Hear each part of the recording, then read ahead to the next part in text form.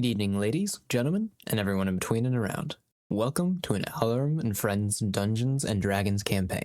I am your host and GM, Alarum, and today I am joined by Bentley. That's me. I am Bentley, and I will be playing the character Paelryon. He's a bit of a quirky character. He is a purple, almost bipedal dragon who has a lot of little deformities about him, which he mostly hides under his big cloak that he wears all the time. He's aloof and a bit distant, but he always stays pretty calm.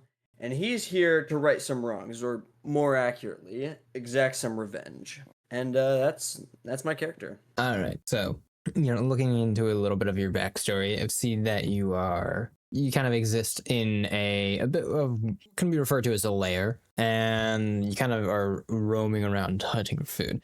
Now, what are you, at the start of this, 0.5 session, what would Paelryon be doing currently? Like, where would they be? I'd probably say going out hunting food somewhere in the general vicinity of his little lair that he has. And then in that case, we will kind of start with you in the surrounding forest area. You generally tend to, from my understanding, stay away from people for the most part, right? Yes, yeah. All right. So, from your little area that you're in, the forest is not huge, but it's usually large enough that you can kind of stay away from people. And are you kind of what? Let's say, okay, standard day you're searching for food. What time of the day would you be going out and searching for food? We'll just say that it's probably somewhere in the afternoon. Okay. Then in that case, kind of roaming about during the afternoon, you will know that, as you kind of move through the forest, that, like I said, although this forest is large, it is not huge. And as such, it is not uncommon for some of the neighboring villages to also use this forest to hunt. Mm-hmm. Yes. And so, on this day, what kind of animals would you be hunting anyways? Is it like small ones? Or are you looking for like full deer or what? Probably small ones, maybe a full deer once or twice, but just for the smaller animals, I think. All right. In that case, we will start off with you just rolling a quick survival check for me, just to give an idea of how proficient you are in your task. Oh, that's not good. I got a 6. All right. So in that case, you'll be spending a fairly large portion of the afternoon kind of going for this hunt. You don't necessarily have like a whole lot of finesse when going about hunting, it seems. It's not like you're setting up traps or kind of going around. It's mostly just you kind of just going after some of the creatures that you see. Yep, absolutely. And maybe not the most proficient way. You're relatively used to, your form, but it's still not exactly native to you. Mm-hmm. And as such, some of the creatures you do end up catching some smaller creatures. We'll say you catch like 2 rabbits. But it is not pretty and it's not clean. As you kind of grab them, you definitely kill them the second you catch them, and through the process of catching, which means you do kind of waste a little bit of the material. Definitely some blood is spattered around, but all in all, yeah, they're still good enough quality for you to eat, and you can definitely make do with what you've caught. Mm-hmm. Real quick though, roll me a perception check as well. I got a 17. All right. So 17 would be more than proficient enough for you to know and hear that there are some people nearby. You kind of hear, it's hard to tell, you're not exactly super close to them, but there are definitely footsteps kind of around. And it seems to be, a party of at least a couple people. Can I hear generally what direction they're coming from? Yeah, we'll say they're coming kind of somewhere off to, your front left or whatever. Okay. Obviously, I don't need, hunters being, getting in my way and being kind of a nuisance to me without my already kind of spooky form. So I'm going to take the catch that I got and I'm going to start to move away from them in the opposite direction. All right. So, you kind of move away. And are you moving kind of back towards your lair, or is there other things you might be trying to do here? No, I will move back towards my lair. Then as you kind of move back towards your lair, there are some things that you're going to start noticing, which is that normally your layer's pretty deep into the forest. It's very rare that anybody's actually at your lair, and still nobody is there by the time you arrive. However, along the way, you have noticed that there seemingly are more and more animal traps, kind of closer to your lair than you might have normally been used to. And it definitely seems that, however much the village is hunting, they're, hunting a little bit more where they're trying to, or maybe they're, trying to hunt and capture other things. But whatever they're doing it closer and closer to your lair as time goes on. This has kind of been an occurring trait that you would know that this is going on slowly and steadily for the course of probably the past, we'll say about 2 months. And you've definitely been noticing that as you continue on, the traps are getting closer and closer and deeper into the forest. Okay. However, you are now successfully back at your lair. There's no complications. You're pretty used to this as, part of your relatively daily routine. What kind of things are you doing in your lair? Well, I'm gonna take whatever food I have down into it because I didn't really explain it much in my backstory, and it's not like I did explain anything, but I like to imagine that my lair is just like this little underground like stone dungeon. So he goes down into it, and then he has usually his little spot that he likes to sit in amongst this relatively small dungeon. Yeah. All right. In that case, then yeah, absolutely. That's kind of what you're doing. It's a small dungeon, not furnished with much. I mean, it's certainly larger than like one room or whatever, but still just the remnants of those who came before you, mostly affected now by your own presence being here. For how long would you say you've been here for? Great question. I'd say that I've probably been doing my own things for, let's say, close to a year now, just for the sake of it. Good. And then in that case, time might continue on. Is there anything in your kind of like daily routine that would take you kind of out of your lair, or is there anything specific you would be doing in your lair as it kind of gets closer to nighttime? In my lair, something that I kind of just like to do, and it ties back to stuff I've done long ago, but I have a little setup of glass blowing equipment, and sometimes I'll make just some little glass things when I have nothing better to do. All right, cool. Then in this kind of little process that you do, we'll say that you kind of eaten your fill of what you've caught today and lounging about without much else to do, and turns out that a solitary life is a little bit lower on your responsibilities and obligations. You find yourself with plenty of time to indeed blow some glass. Is there anything specific you're creating, or are you just kind of just shaping whatever comes? I'm just shaping whatever comes to my mind. All right. In that case, as it gets kind of closer into the night, you get a little lost in your glass blowing. However, something rather out of the ordinary kind of draws you out of that what would have been almost a meditative state for you. And it's actually, you kind of hear the sound. It sounds like footsteps and voices above, not like directly above. They're not in like the entrance to your lair, but they do seem to be kind of in the surrounding area. It would be pretty late at night at this point. I'm gonna continue to sit still and really hope that they do not come down here. It's not like I'm afraid of them, but I just don't want to have any trouble, especially if they're starting to hunt closer to my dungeon. The last thing I need is for hunters with arrows shooting me because of there's a dragon in the forest or whatever. Yeah. So I'm just gonna stay put. And would you continue glass blowing, or are you kind of like trying to be a little quieter? I might be a little bit quieter, snuff out the little furnace that I have. I brought it back from long ago, and maybe I'll just, find something else to do in the, something a little bit quieter to do in the meantime. I don't know what that would be, but. All right. You'll kind of go about your task. I don't know. I mean, there's still, maybe you start looking through some just the remnants of, those who came before you, parchments, random knickknacks, stuff like that, most of which you've seen already, but, some of which maybe you've passed by. Yeah.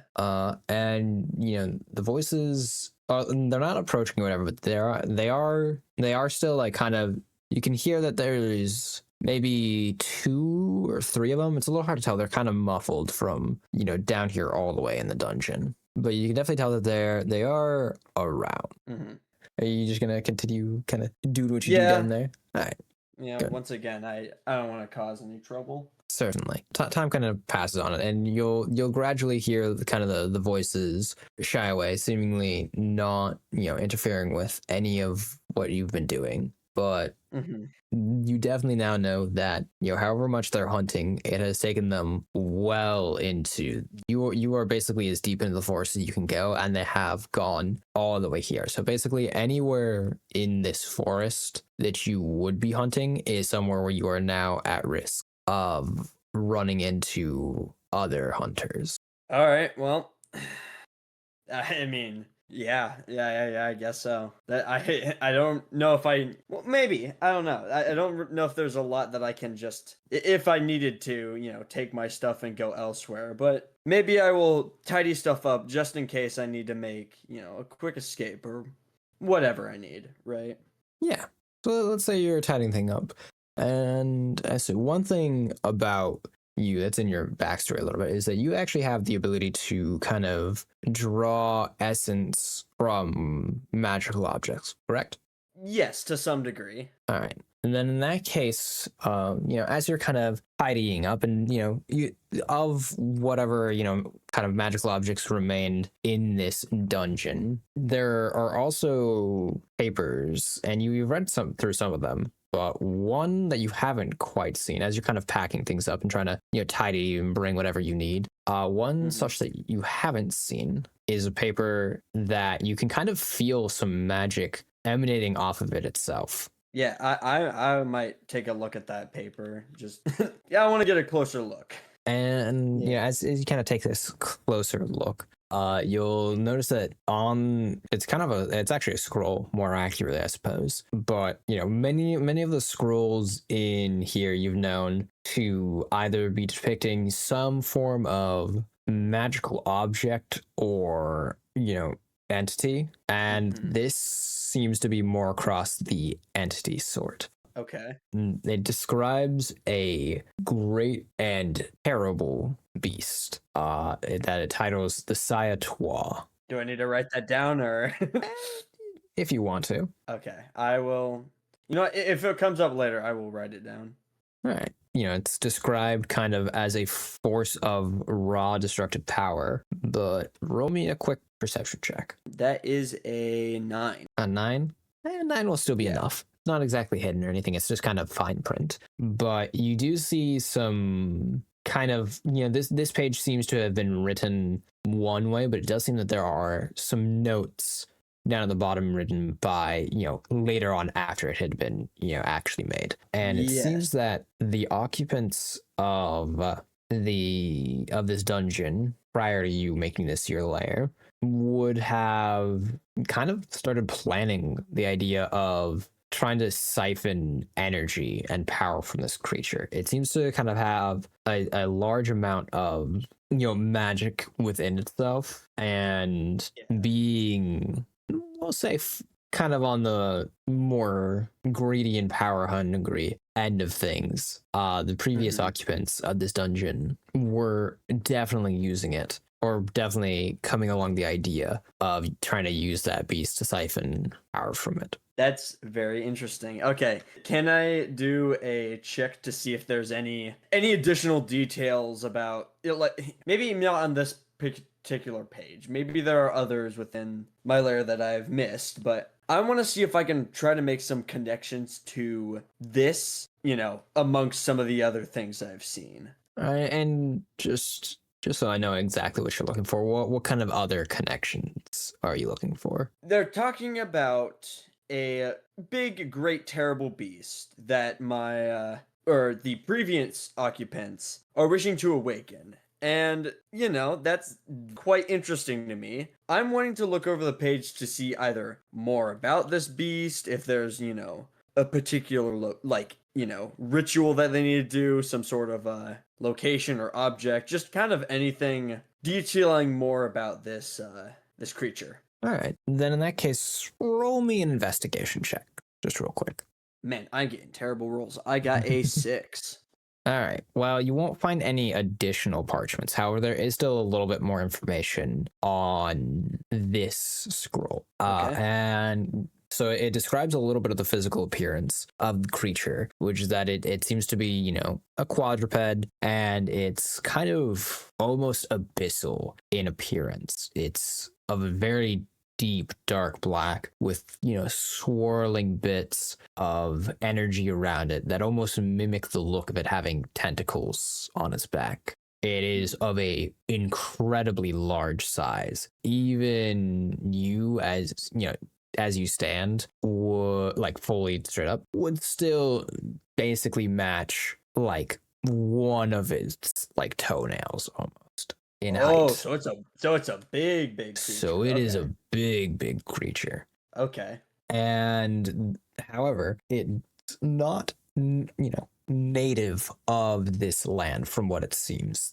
It describes the beast as being almost nomadic, where it seems to roam between planes. It doesn't exist within this plane of reality for extended periods of time, and it seems to roam through. However, when it does manifest, it brings an incredible amount of death and destruction along with it, seemingly either as a form of sustaining itself or entertaining itself. It's not been determined yet, but they do know that when it does manifest, it manifests in the same location every 500 or so years. Okay. Does it say what that location is? It does. It describes the location kind of. It doesn't give a huge amount of description to it, but it talks about a very steep cliff face, and it gives kind of general markers of like the nearest ocean and whatnot, but it's a little hard for an exact description of the location to be described, because another little information piece that is along it that you'll find out is, although when it as long as it is present in that location, there is death and destruction. As soon as it leaves and moves to a new plane, there's a huge upwelling of life and growth and plants, all kind of rising from the destruction itself. And as such, anytime that it has come, it has significantly changed the terrain of that area. Oh, okay, cool. All right, that is definitely interesting to know. Okay. So this isn't something that I would just be able to find real quickly, though. You might. Okay.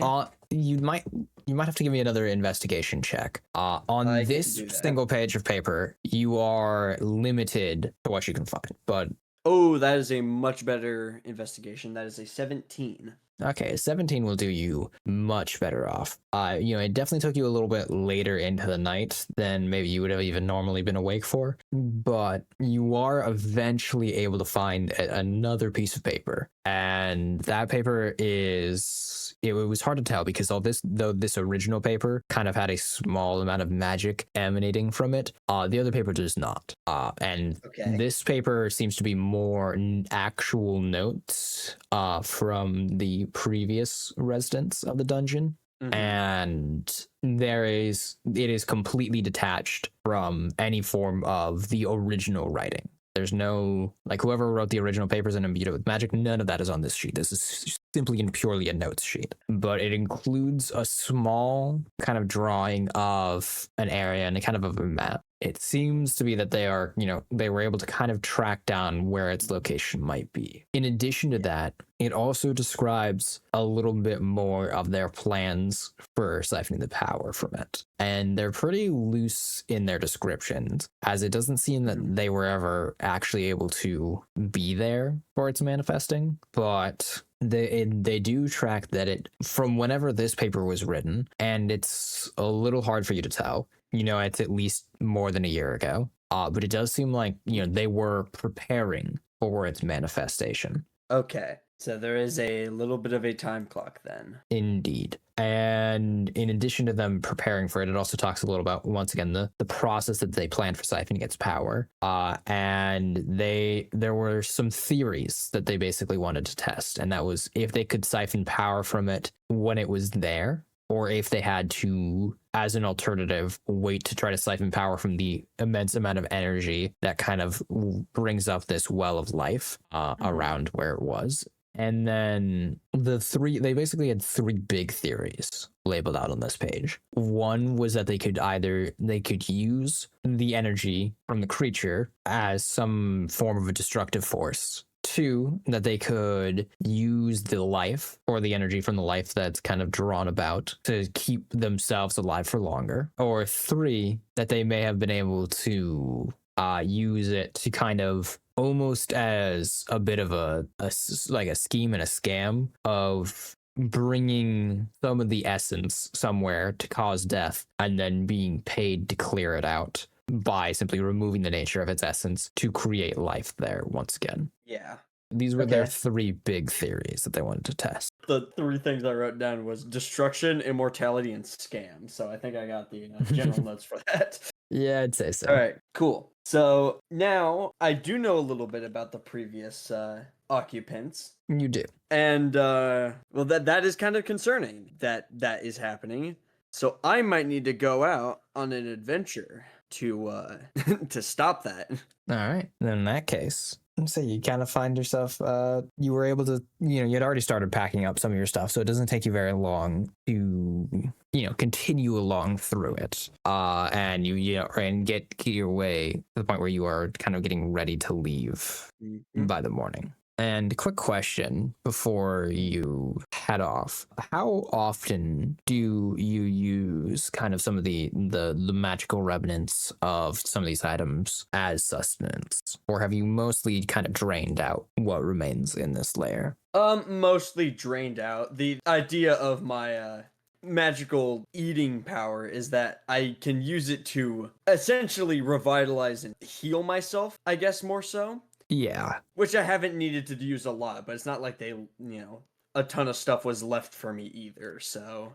Indeed. Yeah, I'd say the majority of it is probably not there. In that case, you'll definitely still be kind of hunting along as you kind of move towards this area. And I guess you would, be along your way, I presume. Yeah, I don't know if I have a particular destination, but maybe, just maybe, I can get something from local townsfolk, but at the very least, with the map that was drawn by the previous residents, you would there's a map. I didn't Yes, know there was a map. Okay. There was. That's fine. It was crudely drawn as described, but it does kind of show off the described cliff face and a vague drawing of like relative to where the nearest source of water would be, and it actually kind of shows a river. And you would be able to get at least a close enough idea of what it would look like. Of what it would look like, of where you kind of need to be in the area of. And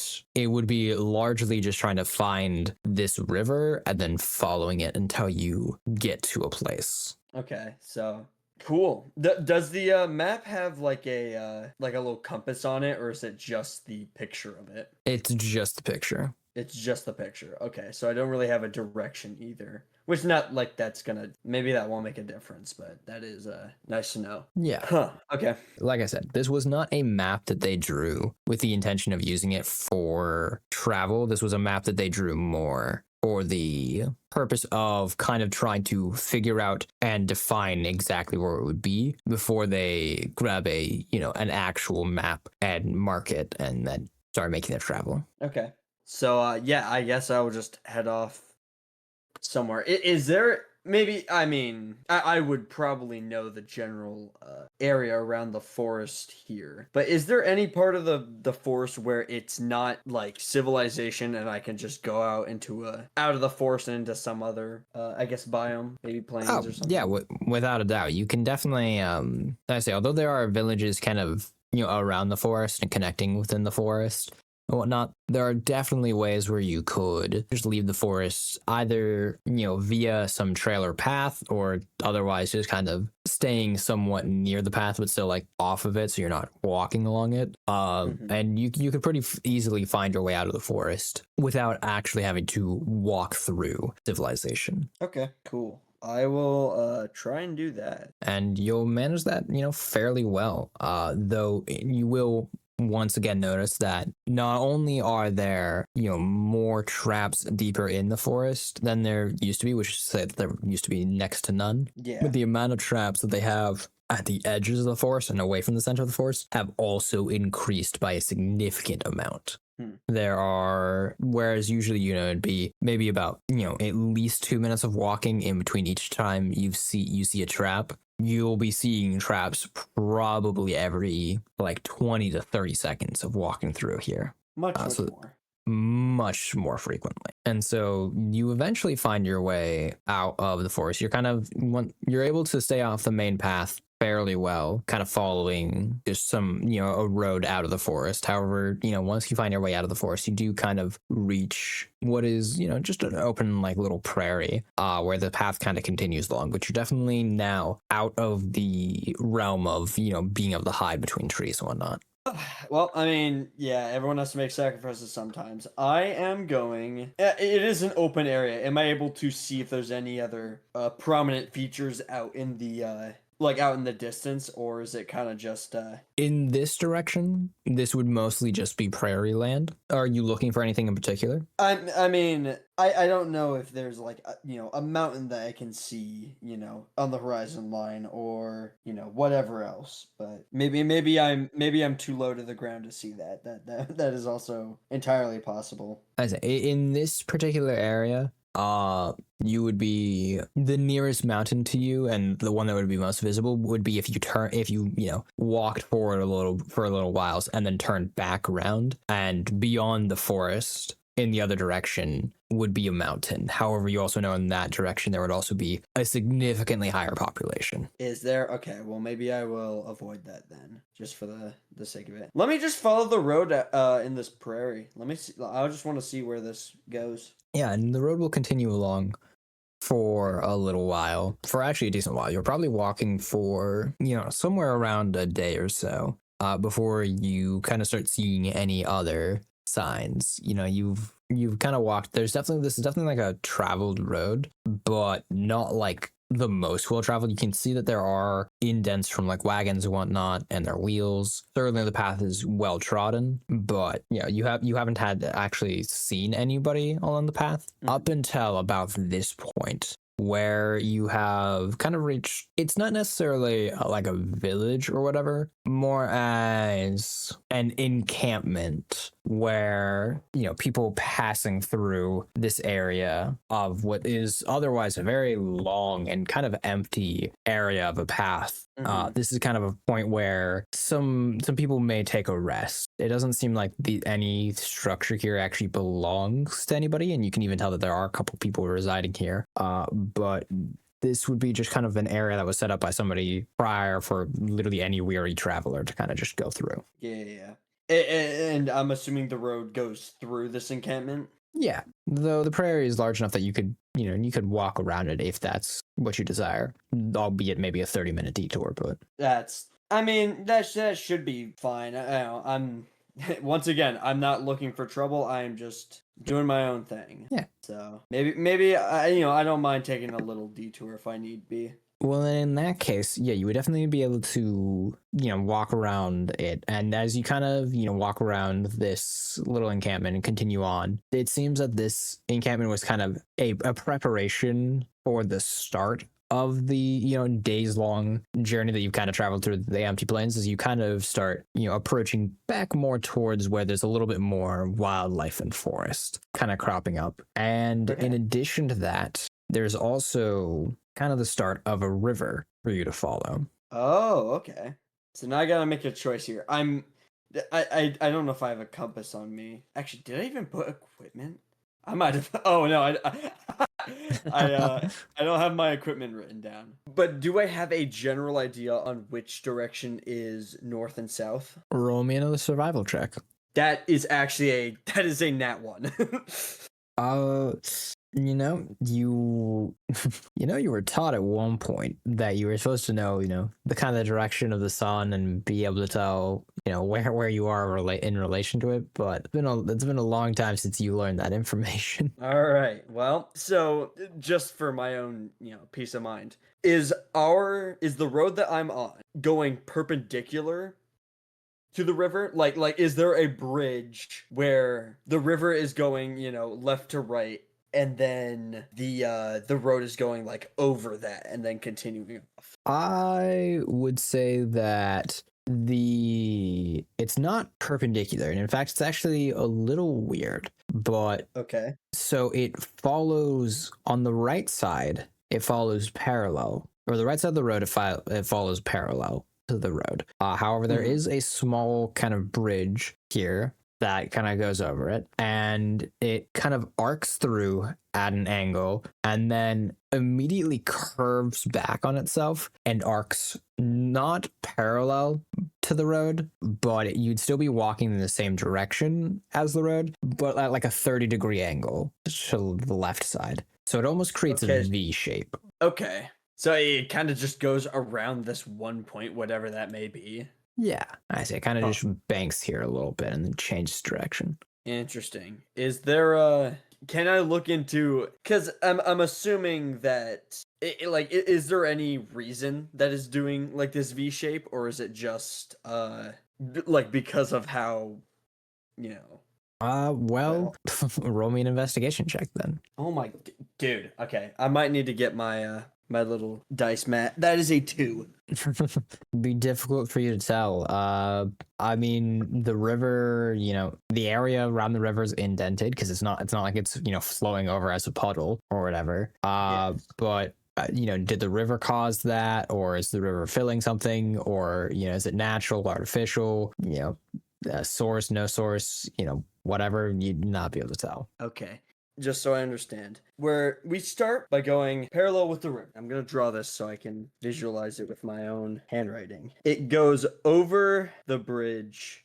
So is the river straight this entire time, or? So you are walking along this road, and basically at the point that the bridge is when it's not quite a perfect V, right? But it vaguely makes it a V, where in front of you is this bridge, and the bridge crosses over at a point where it kind of banks a little bit hard right, and then banks straight up to follow the road, and that's going forward, and then that's along the right side, and then alternatively, if you follow it on the other side of it, on the left side, it would after this banking that goes underneath the bridge, it has an arc, a bit of a curve, and then it follows continuing forward still, but to the left at a like 30-degree angle. Okay. Yeah, so the bridge would be going over the water, and then while it's over the water, it's curving, or does it go over, make it to the other side, and then the path curves, and there's like a second bridge? There's no second bridge.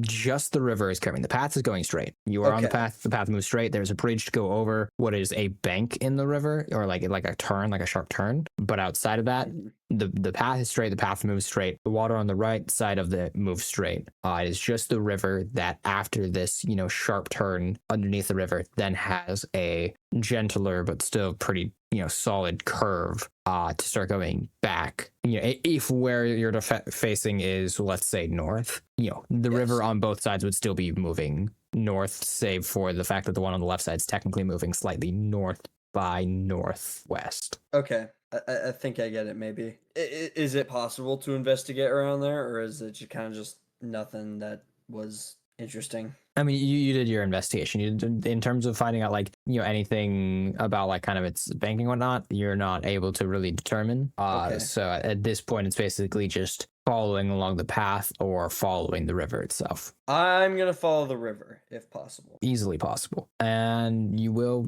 absolutely, follow this river. And as you do kind of follow this river, you'll find yourself, kind of progressing throughout the course of the day. And by this point, you'll probably need to take, a rest or a break at some point, kind of in the forest. But after that, you can just continue along a little bit. Yeah, I will find a place to rest along the river. Yeah, pretty uneventful. You get to rest. Any sort of whatever you had used or whatnot might be, you feel replenished. But you get to continue along the river, and it'll still take you another couple hours of following this river. But as you kind of follow this river, you'll notice that it starts, whereas you did have probably a decent bit of forest to your right side, and you're walking along the left side of this river, because you had a decent amount of forest to your right side. After a good few hours, kind of start noticing that there's a little bit less and less forest, it seems, as you start getting what seemingly is closer to some form of a ledge. Okay. And continuing along forward, you would probably take you another hour or so before you're really there. But at this point, you do reach what is effectively a cliff's edge, and you'll notice that there is a harsh line in between kind of this forest and grass underneath you to what is kind of just solid rock and stone as you reach this ledge. And the river banks hard to the left at this point, but before you is a kind of a large open space of solid rock and a cliff's edge. And in addition to that, you are hit by an awful smell. And I'm going to want you to roll me a Constitution saving throw. Oh, okay. Gosh, dude. Wait, what do I add to my Constitution? Okay, that's a 7. Still not great, but 7 total? Yeah, that's still going to be that is a 7 fail. total. Yeah, you are hit by this awful smell. You will find yourself retching and throwing up at it. As in front of you as well, in addition to the, cliff's edge, is also a large amount of rubble and destruction. And among that destruction is a lot of bodies. The smell of death is in the air, and the smell of rot is even worse. It is an awful smell. You know that it's somewhere kind of in the mid-summertime right now, and even just looking before you, you can see some of these bodies that are here. These are not fresh bodies. These bodies, there's no tree cover above them. Any sort of So what you're saying is they've been baked a little bit. They've been out in the sun baking, rotting for at least a couple days, if not more. Ooh, okay. So, question about that failed Constitution saving throw. Is that does that have any consequence to it? No, or is no it immediate consequence, but you definitely are very caught off guard. You are overwhelmed. If you rely on your sense of smell for any sort of perception things, that will be hindered as long as you're, in this area. But outside of that, you are generally feeling bad, but no other consequences. All right. Is it possible to approach slowly? Because I don't. Okay. I say, although unpleasant, you are able to do as such. I kind of just want to. I still want to keep my distance just in case something is here, and meeting with civilized people who might shoot at you with arrows is bad enough. Whatever did this is going to be worse, and I don't want to incur whatever wrath this thing has. Even if I am on my own revenge quest, I need to still play it relatively safe.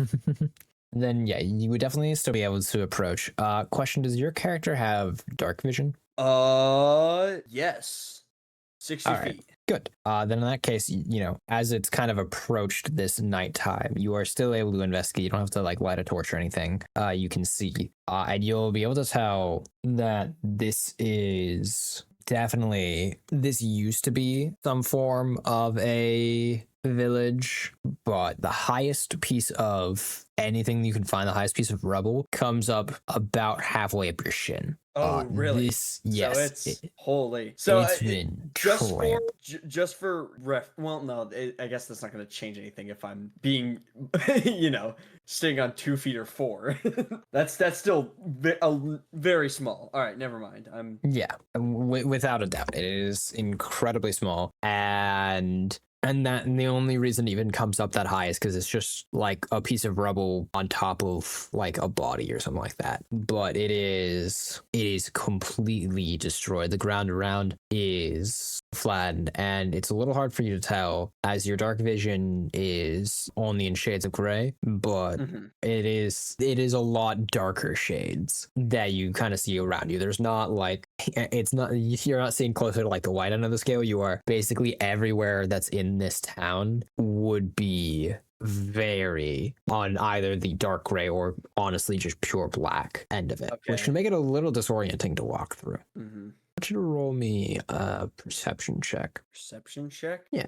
That is a 10. A 10 will still be enough. You kind of feel beneath your feet a bit of a rumbling. Okay. It seems to be coming from just over the cliff's edge. Just over the cliff's edge? So it's Correct. it's not underneath me. Well, I would feel the rumble underneath me, but the source of it would not be directly underneath me. It would be coming No. from over there. Okay. I am going to I'm assuming that by this point I'm somewhere in the middle of this little encampment, whatever town this is. Yeah. I'm gonna go and I don't want to get closer, but I might try and hide away somewhere. Trying to find a place to kind of get low and Yeah, and just to clarify a little bit, you've noticed this rumbling only now. However, it's not been different since you've been here. The rumbling didn't start, you just started noticing it. mm-hmm. So it's been going on for as long as you've been here. I'm gonna keep to whatever hidden area, edge of the, edge that I can lay at, but I'm gonna try and get closer. How close? Are you going to be like actually trying to peer over the cliff's edge, or are you going to be doing what? I mean, I would like to be able to peer over it, but I want to get as close as possible while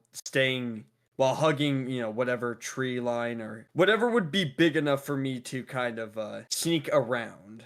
If you are approaching the cliff's edge, there is nothing. This cliff's edge is kind of pure rock, and the only thing that would have been high enough for you to hide around would have been a town that is now half a shin's height tall. Okay. Does the cliff have some sort of ground around it that I could possibly go like around and then up towards like the back? Because a cliff it's raised up in the the air. Can I go around and go up where it would be a much softer edge rather than trying to go up the straight rock that there is? As you can currently tell, no. There's not really, it's kind of from right here anyways, anywhere that's nearby. And as far as you can kind of see forward, your options is either to kind of retreat back towards the river or kind of just be at this kind of just flat ground cliff edge, where there's not really any sight for you to see otherwise. Okay. I guess can I like investigate the general town area, see if there's anything that I can, notice about it that could be rather familiar to me. Roll me an investigation check. That is a 19. All right, you would know that from up here in this town, there is not, outside of general things that you, like obviously you would recognize like a pitchfork, farming tool, stuff like that. You would recognize like basic items, but there's nothing of any personal significance in this town. And you can say that with almost complete confidence. Okay. I guess my bigger question, would this be related to anything I've seen before? You would know that the river that you've been following definitely does appear to be the one depicted in the drawing. And this cliff face is also the one depicted in the drawing. The town itself is not, but that's also not surprising. It was a very crude drawing. You don't have a whole lot of information about where you are outside of that to really be able to connect it to anything. Okay. I'm gonna get ballsy. I'm gonna try and scale the cliff face. I wanna see what's up there. I wanna peer over. So sorry. I guess there had been a misunderstanding. You were at the top of the cliff. What you were feeling is below you. Oh, so I am at the top of that cliff, looking down. Yeah, sorry. I thought you had been trying to like figure out a way to kind of like go down a slope, not up a slope. No, you were at the top of the cliff. What you're hearing rumbling is below you, off of the cliff edge. So it's down. It's okay. So it's down in the town that the rumbling is. The town is built at the top of the cliff. You are currently standing at the top of the cliff. Whatever is off the cliff's edge, you don't know because you haven't peered off of it. But somewhere off the cliff edge is presumably the source of this rumbling. All right, I'm gonna peer over. In that case, one thing you'll immediately notice is that this is a complete steep angle. This is a sheer straight drop, like 90-degree type stuff off this cliff edge. And at the bottom of the cliff is, in fact, this, four-legged, giant, hulking creature kind of pacing about, darkness kind of surrounding it little bit, and you'll recognize the creature immediately as the Sayatois, as kind of its abyssal like tendrils, tentacles, or whatever they may be, kind of swirling along its backside. And to give you a perspective on how large this would be, a full-sized like house or like cottage from this distance would appear as at best a small one-person tent, and this creature is that tent. And how far down this creature is, you can still see the individual tendrils move to give you a size of the creature. Okay, so he's really, really big. Correct. All right, so I am immediately gonna drop towards the ground and still look over, but I'm gonna immediately kind of lower my entire body towards the ground. Yeah, because as it turns out, I don't want this thing seeing me and getting mad at me or whatever. Understandably so. Seemingly, it has not noticed you at all. It is simply pacing around. And you can definitely tell that, at the bottom of this cliff, there is a forest. However, in basically a circle around this creature, there is most certainly not a forest. Okay. Is that dead circle around it, is it like actively getting larger or? Not actively. I would say that around this creature there's its circle that it's pacing, which is kind of mostly it turning in on itself in kind of a circle. Outside of that, you could probably get another 2 or 3 of this creature in between it and the actual remaining tree line that's still up and standing. Okay. But it doesn't seem to be growing. It's just of a relatively large nature. All right. Can I notice anything else in this scenery? No. No? Okay. Well, I found the thing. Like, maybe I will look. I might have to look, and if anyone else is here, I guess. Then in that case, kind of returning back to the town, you would notice that there is a path that kind of travels parallel to where the river, because, you were following the river and the river turned a harsh left as it kind of met up against this stone. There is a path kind of following the river along to that left angle. Okay. I might follow that path. Following along that path, it would take you probably about 10 or 20 minutes, but eventually you would reach a point where, some of this rock kind of fades a little bit more into less trodden rock. It's still rock. As long as you are kind of along the cliff face, it is still rock, but there is definitely kind of a distinction in between the almost cracked nature of the rock around the village and to what seems to be a little bit more sturdy, a little less beaten down as it continues along. And eventually you will actually start kind of seeing some light off in the distance as you approach an encampment. Can I see if anyone is in the encampment? You can indeed. It seems to be, a host of tents, mostly of 2 different sizes. You have the smaller, personal size tents, and you have larger tents that you could definitely fit a lot more people in. But then you have one very large tent. And moving in and out and kind of all around these tents and around the campfire, you can see people wearing armor and moving, some people are, moving weapons. Some people are, moving around with plates of food in their hand, it seems. Yeah. There definitely is people within this encampment. How many tents can I see? How close are you getting to the encampment? I'm gonna get closer, I think. All right. Maybe I will walk off of this path that I have been on, but I will subtly get closer. All right. And just a quick question. Are you currently, because I think you've described in your character a little bit, that you generally wear a cloak. Are you currently wearing that cloak? Yes. It's, I wrote it down, but it's a pretty big cloak that covers up the majority of my body, as well as got a little hood that I put over my head. I pretty much wear that whenever I'm out. And then in that case, as you kind of approach closer, you'll see, somebody kind of take notice of you. And they'll kind of run up to you holding a lantern and be like, in a little bit of tired breath from the kind of short sprint they did over to you, they'll go, "Oh, hello there. Are you here to help us?" What's going on?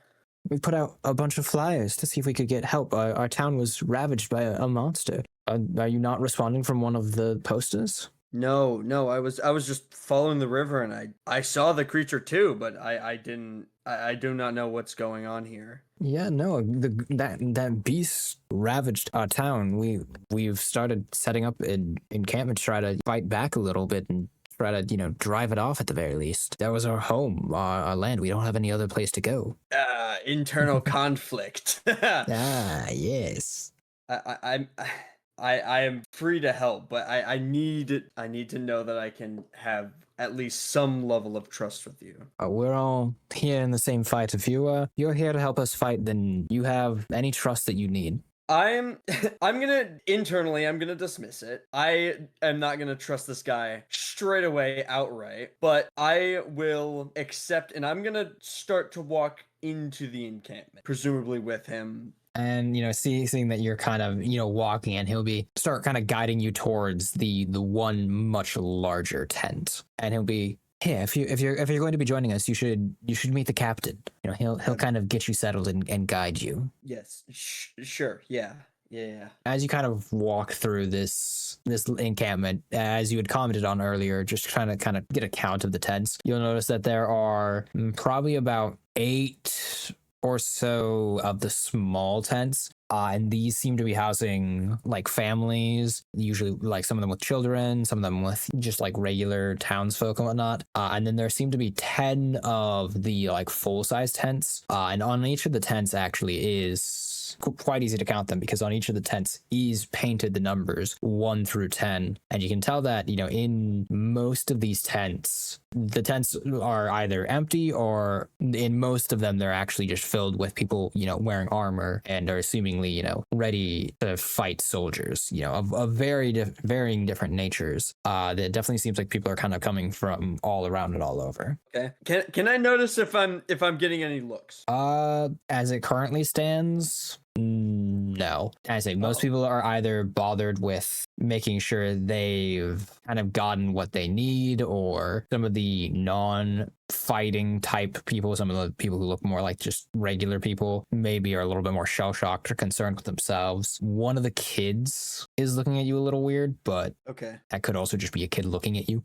I mean, yeah. I will. I might adjust my wings underneath my cloak a little bit, kind of just ruffle them up instinctually, and continue on, just following him. And following him now into the tent, you can tell that in this tent there's no sort of furnishings or of like of a relaxing or like living nature. This is a tent that just has a very large table kind of set about it. There's kind of a piece of parchment with a kind of a crudely drawn map on it, and soldiers standing all around it. At the head of the table is a man, who you can tell kind of stands out a little bit more from everybody else. Whereas everybody else's armor is maybe a little dinked up. You got some small dents here and there. It's definitely not like shining or anything like that. This guy's armor is heavily worn. There are huge dents in it. And even on like one of the shoulder pieces, there is a large scratch, just completely opening the metal of it. In addition to that, though, one of the things that kind of helps him stand out is the fact that he, around his armor and on the back of it, he is wearing